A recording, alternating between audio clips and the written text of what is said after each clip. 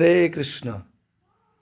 আজ শুভ তিথি মোক্ষদা একাদশী এবং শ্রীমদ্ ভগবদ্ গীতার আবির্ভাব তিথি, গীতা জয়ন্তী মহোৎসব।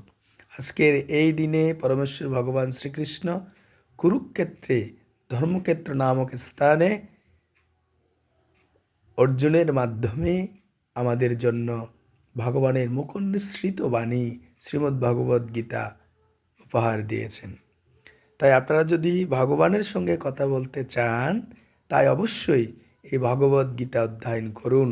আর আজকের এই শুভ দিনে যে যত বেশি ভগবদ্গীতা অধ্যয়ন করবে, ভগবদ্গীতা বৈষ্ণবদের দান করবে, সে ভগবানের অতীব প্রিয় হতে পারবেন।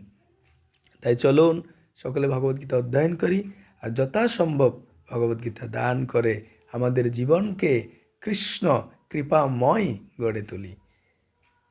হ্যাপি গীতা জয়ন্তী সকলকে। হরে কৃষ্ণ।